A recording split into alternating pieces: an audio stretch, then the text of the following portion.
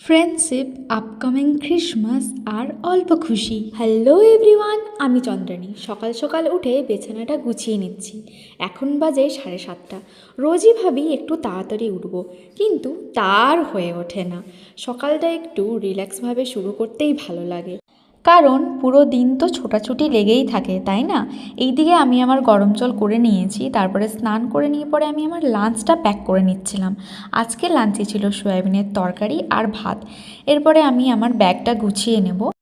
এই চাদরটা আমি অল টাইম আমার ব্যাগে রাখি, কারণ অফিস যাওয়ার সময় গরম করলেও অফিসে গিয়ে কিন্তু বেশ ঠান্ডা করে। অনেক দিন পর আজকে লিপস্টিক পরেছি, তাই আয়নার সামনে একটু কায়দা করে নিচ্ছিলাম। তারপরে মনে হলো সোয়েটারটাও চেঞ্জ করে নিই।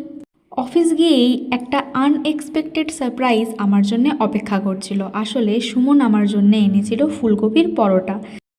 এই ছোট্ট ছোট্ট জিনিসগুলোই মনে করিয়ে দেয় বন্ধুত্বের ইম্পর্ট্যান্স।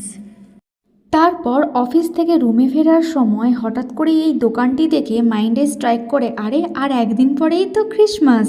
রুমের দিকে যাওয়ার সময় আমার নজর পড়ে এই বাচ্চাটির দিকে। দেখো কি সুন্দর, তার ঠাম্মির হাত ধরে টুকটুক করে হেঁটে যাচ্ছে সে।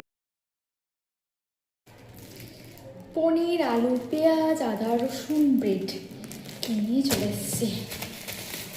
অফিস থেকে আসার মধ্যে এগুলো কিনে নিয়েছি।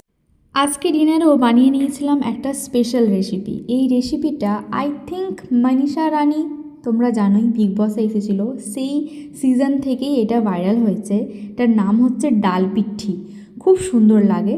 তো আমি একটু প্রিয়াঙ্কাদিকেও দিয়েছিলাম যে টেস্ট করে দেখো, তারপরে আমিও খেলাম। স্যুপ টাইপ, তো ভালোই হেলদি। তারপরে আমি খেয়ে নিয়েছিলাম হলদি দুধ, হলুদ দিয়ে দুধ। এটা খেয়ে আজকে গুড নাইট করে যাব। আজকের জন্য এইটুকুই, তাহলে দেখা হবে নেক্সট ভিডিওতে। আসি তাহলে, টাটা।